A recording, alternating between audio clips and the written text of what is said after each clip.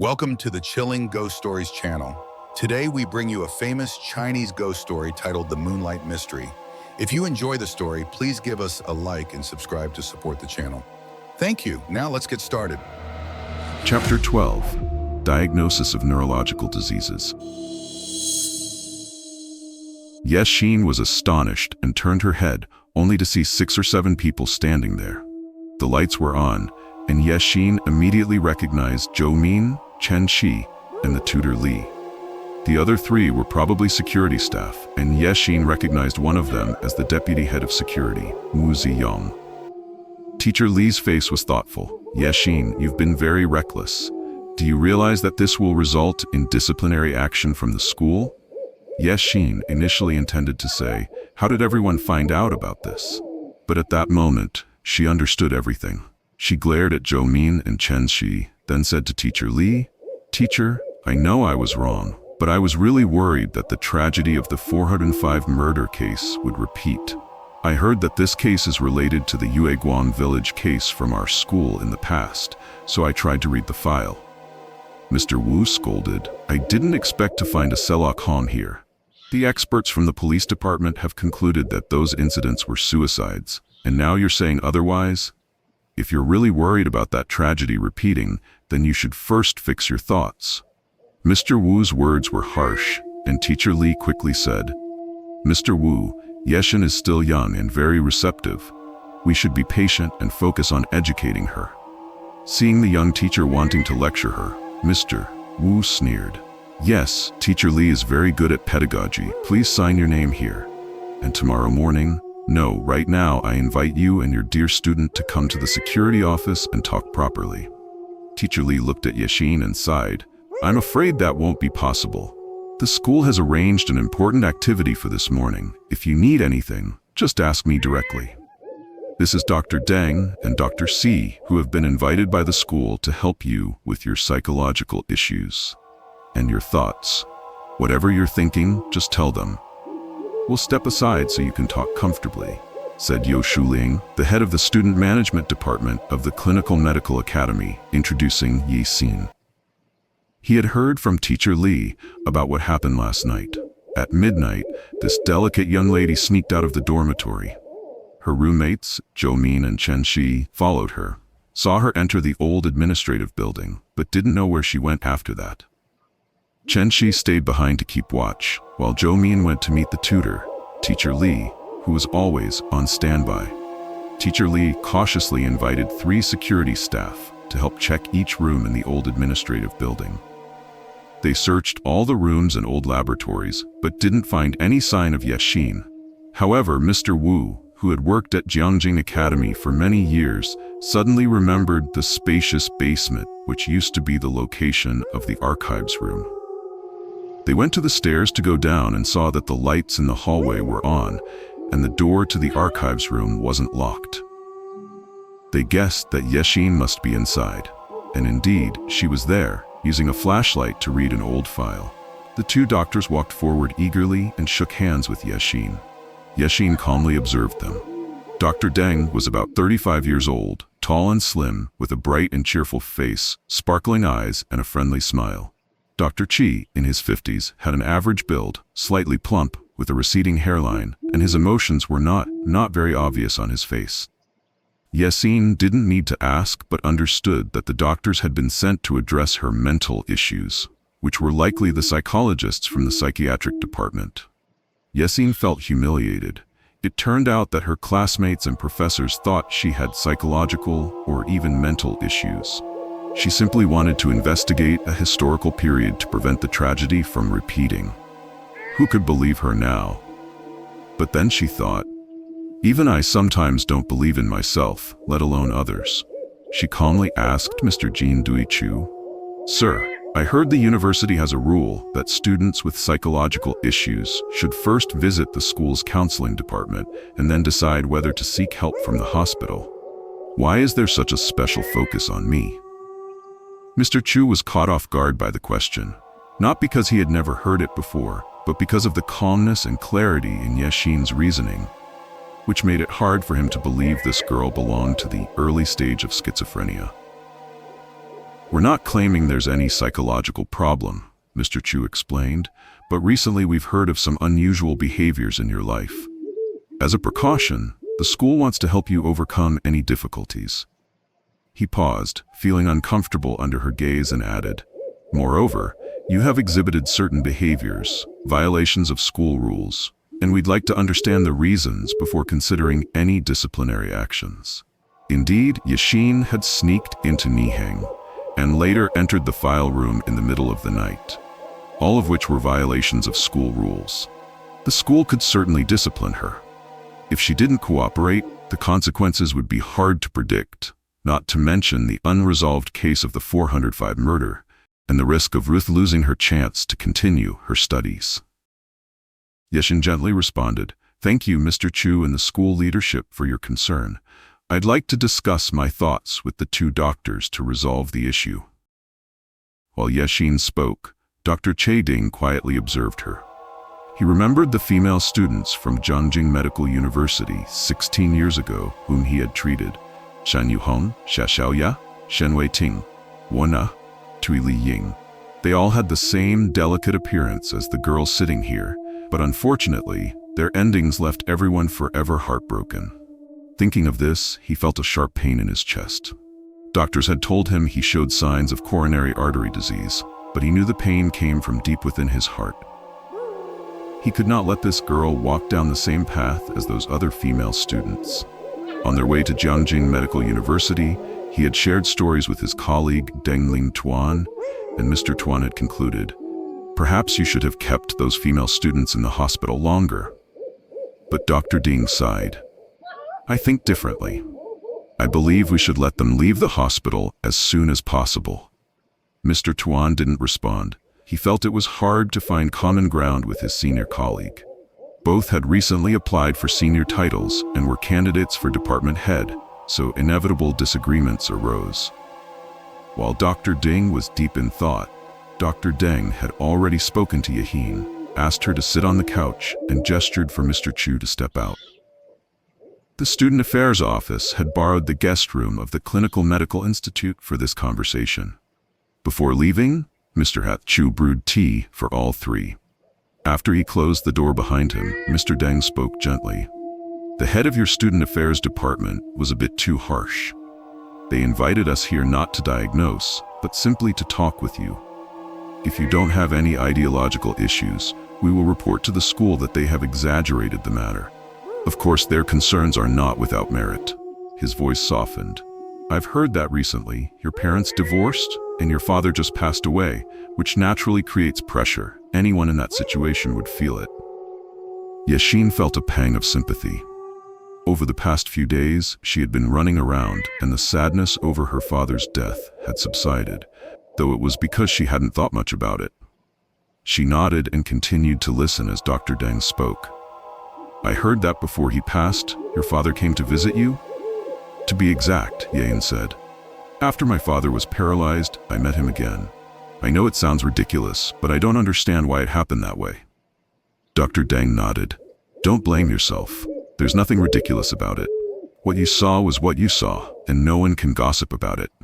When your father came to visit, where were you? Did anyone else see him?" Yexin recalled.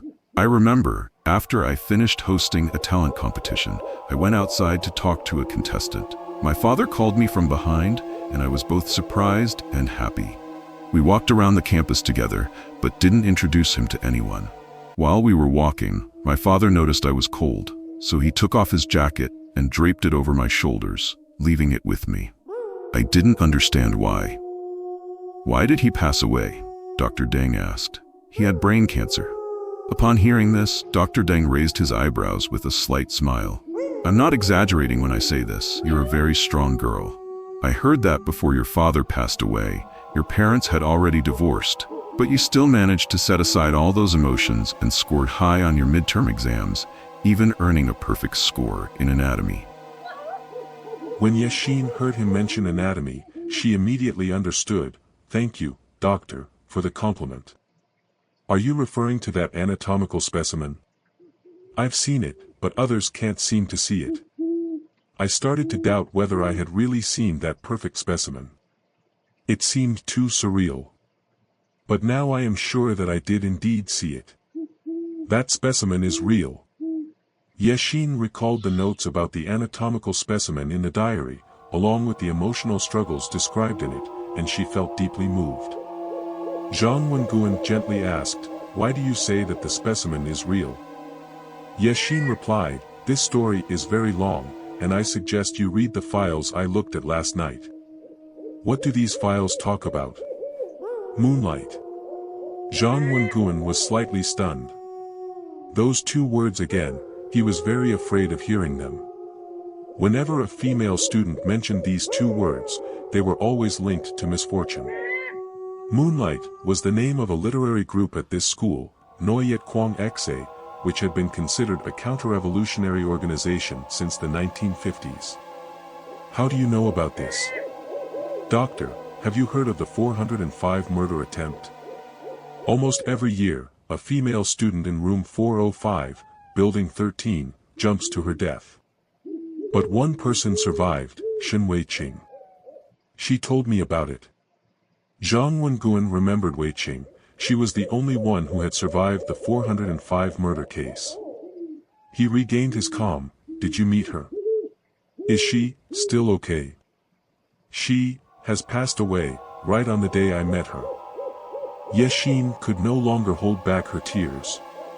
Zhang Wenguan leaned forward, his voice trembling. "What? She died? How did she die?" "She jumped off the building." Yexin sobbed, unable to bear the memory of Weiqing's death. Yang Dingming frowned, not just because Zhang Wenguan and Yexin were speaking in such an unclear manner, but also because he was surprised to see a doctor with so much experience in neurology like Zhang Wenguan losing his composure like this. Zhang Wenguan realized what had happened and silently blamed the student management office for not informing him about Yexin's secret trip to Yingxin County. A deadly matter like this couldn't fail to affect Yexin's mental state. Yang Dingming, seeing that Zhang Wenguan was unsettled, took charge and asked, "Do you often talk to your roommates about your dreams? Can you tell us specifically about them?" Yexin wearily walked toward the dormitory. Thinking about the doctor's questions earlier, which seemed polite and natural, but were actually part of their diagnosis, she wondered what their conclusion would be. What else awaited her in the future? She regretted not finishing the diary and the other files last night, so she still didn't know how Yuè Guāng Shè was connected to the 405 murder case. Last night, the security staff had questioned her for a long time, and a female staff member had searched and taken her brass key and film reel. It seemed that another part of history was about to be buried. What should she do now? After much thought, Yexin realized something. The old stories mentioned in the diary, especially those about Yuè Guāng Shè, all took place in the anatomy building. It was a well-known issue, and those who frequented that building couldn't have failed to hear about it. She immediately thought of the hunchbacked old man. Although a young Shang had once said that the old man's explanation of the moonlight was nonsensical, perhaps the old man had deliberately avoided the topic and spoken evasively. Whenever moonlight was mentioned, his expression changed, clearly indicating that he knew more than he let on. Yexin decided to find the old man. As she was about to head toward the anatomy building, she noticed something odd and turned her head to find Zhōu Mǐn and Chén Xī following her from a distance. She thought to herself, how annoying, but then realized they were just trying to ensure her safety, which was understandable. Indeed, her recent actions must have seemed confusing to normal people. But Xing and Xie Xuan would surely understand. "Xie Xuan, if you disappear again, I'll try my best to forget you." Yexin went back to the dormitory, but she took the stairs at the side to reach the second floor. Then she descended by the staircase at the other end, creating a time zone difference with Zhōu Mǐn and Chén Xī. This allowed her to easily slip away and walk briskly to the anatomy building. Once inside, she made her way straight to the specimen workshop at the far end of the first floor. The door to the small room was ajar, but not locked. She knocked, but hearing no response, she pushed the door open and stepped inside. The room was empty,